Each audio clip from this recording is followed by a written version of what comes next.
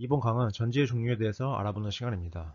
일반적으로 널리 알려진 전지는 알카라인 전지, 리튬이온 전지, 자동차용 납축 전지 등이 있습니다.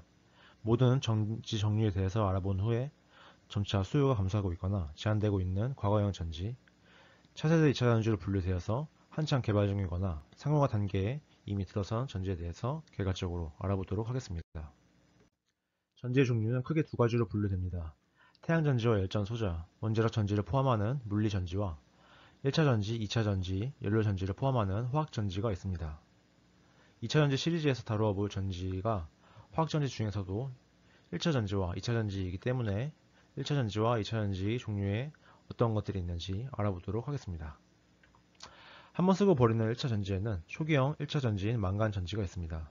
이후 발전된 형태인 알카라인 전지부터 성능의 향상을 꾀하고자 순차적으로 개발된 수은전지, 산화은전지, 리튬전지, 아연 공기전지가 있습니다. 2차 전지에는 초기형 전지이지만 현재까지도 널리 사용되고 있는 납축전지부터 성능의 향상을 꾀하고자 순차적으로 개발된 니켈 카드미움 전지, 니켈 수소 전지가 있습니다.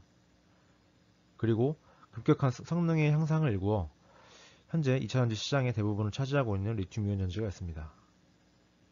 그리고 리튬이온 전지보다 성능 혹은 안정성에 매우 우수하지만 기술적인 문제로 개발 단계에 머물러 있는 차세대 2차 전지들이 있습니다. 리튬 금속전지, 리튬 황전지, 리튬 공기전지가 대표적입니다. 나트륨 이온 전지의 경우 이미 상용화에 돌입하여서 이 전지가 적용된 제품이 10편 중에 있습니다. 이러한 전지들을 과거형 전지와 미래형 전지로 분류하여서 살펴보도록 하겠습니다. 과거형 전지는 말 그대로 낮은 성능적 이점과 환경적 문제로 사용과 수요가 점차 감소하고 있는 전지입니다. 대표적으로 망간 1차 전지와 알카라인 전지는 성능이 저조하기 때문에 수요가 감소하고 있습니다. 수은전지와 산화은전지는 두 전지보다 성능은 조금 더 우수하지만 환경적 이점 때문에 사용이 제한되었습니다. 초기형 2차 전지인 납축전지는 지금도 널리 사용되고 있지만 전기차의 공급과 환경적 영향으로 인해서 사용이 점차 감소될 것으로 보입니다. 니켈 카드뮴 전지는 환경적인 영향으로 사용이 제한되고 있습니다. 앞서 소개해드린 전지가 환경 정책으로 인해 사용의 제한 혹은 수요의 감소로 인해 과거형 전지로 분류되고 있습니다. 그럼 미래형 전지로 분류되는 전지들은 그 기준이 명확합니다. 리튬이온 전지를 능가하는 장점을 갖는 전지들입니다. 즉, 리튬이온 전지보다 성능이 우수하거나 안전성이 우수한 전지입니다. 단, 기술적인 어려움으로 상용화 단계에 진입하지 못한 것들이 대부분입니다. 이미 상용화된 나트륨 2차 전지와 상용화 단계 진입을 위해 대부분의 전지 업체에서 집중적으로 개발 중인 리튬 금속 전지, 리튬 황 전지, 전구체 2차 전지가 있습니다. 기술의 난이도로 앞으로 많은 개발이 요구되는 리튬 공기 전지, 칼륨 이온 전지, 마그네슘 이온 전지, 레독스 플로우 전지, 플렉서블 전지, 알루미늄 이온 전지 등이 있습니다. 그럼 이 차세대 2차 전지 개발과 도입이 왜 중요한지 그 이유들을 알아보도록 하겠습니다. 차세대 2차 전지 개발의 필요성은 과거형 전지와 미래형 전지를 구분짓는 리튬이온 전지의 한계성이 있습니다. 리튬이온 전지가 상용화된 지 30년 동안 수많은 발전을 이루어왔으며 기술적인 성숙기에 다다르게 되었습니다. 기술적인 성숙도가 높다는 의미는 성능을 더 이상 크게 증가시키기 어려움을 의미합니다. 즉, 현재의 리튬이온 전지보다 더욱 우수한 전지에 대한 요구는 많지만 리튬이온 전지가 이를 대응하지 못하고 있기 때문에 고성능 2차 전지가 필요하다는 의미입니다. 그리고 무엇보다도 리튬 자원이 지구상에 국시적이고 한정적으로 존재합니다. 이는 전하전달 매개체로 리튬을 대체하는 다른 이온을 필요로 함을 의미합니다. 마지막으로 가장 중요한 점은 리튬이온 전지의 낮은 안정성입니다. 초기 전기차는 충격과 열에 축적의 발화가 쉽게 발생하여서 안전성에 큰 우려를 불러일으켰습니다. 이는 리튬이온 전지의 액체 전해질과 분리막이 적용되기 때문입니다. 그럼 위의 문제들을 차세대 2차 전지들이 어떻게 해결하고 각각의 전지 특성에 대해서 알아보도록 하겠습니다. 리튬 자원의 고갈 및 가격 상승의 문제를 대처하기 위해 개발 중인 차세대 2차 전지로는 나트륨 이온 전지와 칼륨 이온 전지가 있습니다. 주기표상에서 알칼리족에 속하는 원소들을 전하전달 매개체로 사용합니다. 즉, 칼륨보다 아래에 있는 이온 반경이 더 큰 루비디움과 세슘도 사용될 가능성은 있지만 소량의 수분과도 격렬하게 반응하기 때문에 사용이 불가능하다고 보시면 됩니다. 리튬이온 전지 시스템에서 리튬이온을 나트륨 이온과 칼륨 이온으로 대체해 준 것이기 때문에 이론적으로는 개발에 큰 어려움이 없습니다. 단, 리튬이온보다 이온 반경이 큰 나트륨 이온과 칼륨 이온, 이로 인해 발생되는 부반응들이 기술적 난이도를 상당히 상승시킵니다. 즉, 전지 반응의 가역성이 저하되어 전지 특성에 부정적인 영향을 준다는 의미입니다. 이러한 어려움에도 불구하고 나트륨 이온 전지는 23년 말부터 상용화되기 시작하였습니다. 다가 이온 전지는 리튬이온 전지의 성능적 한계를 개선하기 위해 개발 중인 전지입니다. 대표적으로 알루미늄 이온 전지, 마그네슘 이온 전지 등이 있습니다. 다가 이온 전지를 이해하기 전에 단일 이온 반응과 다가 이온 반응에 대해서 알고 가셔야 합니다. 단일 이온 반응은 원자에서 전자 하나만의 이동으로 산화환원 반응이 발생하여서 에너지를 변환시키는 반응입니다.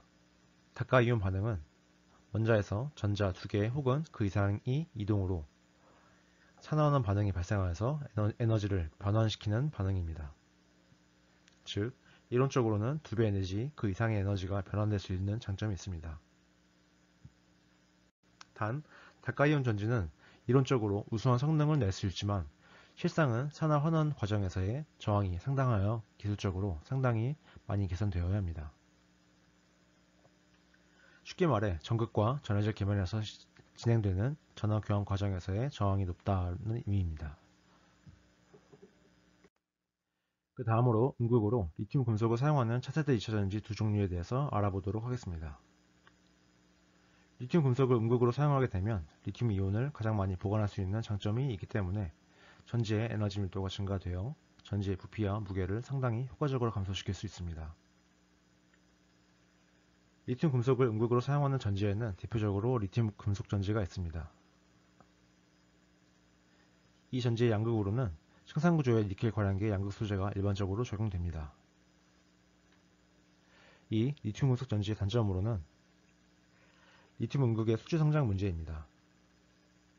이 수지 성장은 금속 음극 표면에 리튬 양이온이 불균등하게 밀집되어서 발생하는 것이기 때문에 바늘의 형태로 성장을 하게 됩니다. 이 수지 성장은 고분자 분리막에 손상을 가하여서 양극과 음극을 서로 맞닿게 합니다. 이는 전지의 발화를 야기하기 때문에 안전성에 심각한 영향을 줍니다. 이러한 이유로 이 전지는 1차 전지로만 사용되고 2차 전지로의 상용화를 위해서 여러 기업들이 개발 중에 있습니다. 다음으로 리튬 황 전지가 있습니다. 이 전지는 양극에 황과 카본 복합체가 적용됩니다. 이 전지는 리튬 이온 전지보다 에너지 밀도가 약 2배에서 3배 정도 높은 장점이 있습니다.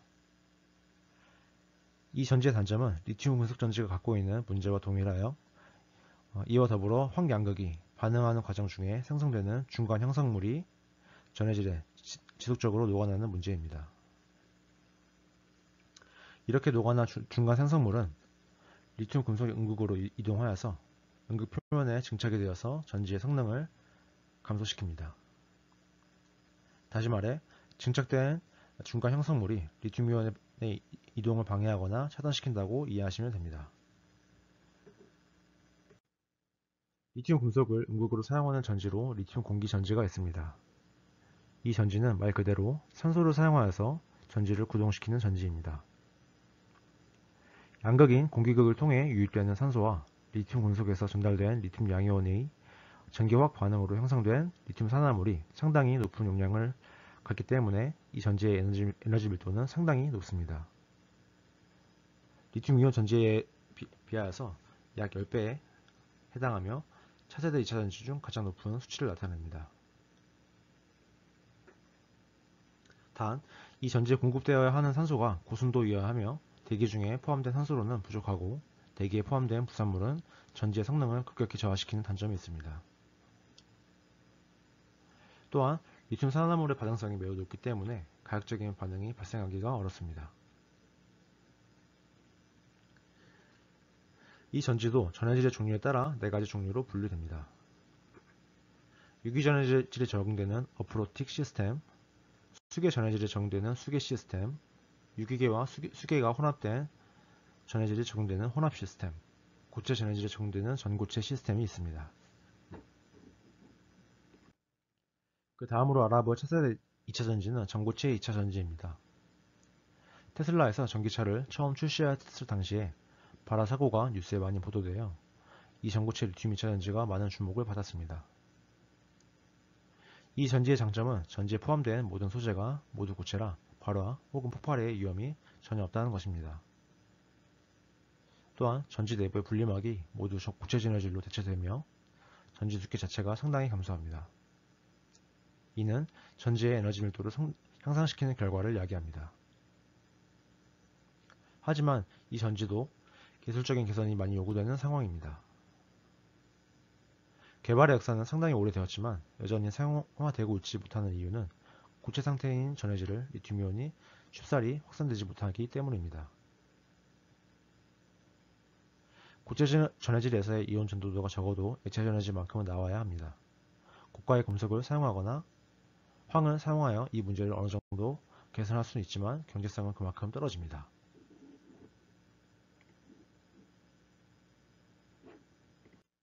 마지막으로 알아볼 전지는 플렉서블 전지입니다. 이 전지는 명칭 그대로 잘 휘어지는 전지입니다. 즉, 전지가 휘어진 상태에서도 전지 성능이 온전히 구현된다는 것을 의미합니다. 휘어지는 상황에서도 전지가 온전히 작동하려면 전극과 분리막의 기계적 특성이 매우 우수해야 합니다. 또한 전해질이 한 곳으로 몰리는 현상이 없어야 하기 때문에 고분자 혹은 고체 전해질이 적용되어야 합니다. 또한 전극의 기계적 특성을 향상시키기 위해서 카본계 프레임 등이 적용된 기능성 전극을 제작하게 됩니다. 이러한 전지가 적용되는 제품은 웨어러블 디바이스가 있습니다. 웨어러블 디바이스에는 스마트워치, 스마트 글래스, 스마트 의류 등이 있습니다. 이 전지가 단순히 평면 형태의 전지로만 제작될 수 있는 것이 아닌 케이블 형태, 얇은 종이 형태 등 매우 다양한 형태로 제작될 수 있기 때문에 다양한 형태로의 제품화가 가능합니다.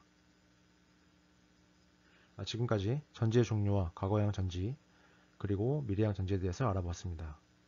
이후 여러 종류의 미래형 전지에 대해서 개괄적으로 알아보도록 하겠습니다. 다음 시간에는 차세대 2차 전지에 대해서 두 강에 걸쳐서 좀 더 자세하게 알아보도록 하겠습니다. 감사합니다.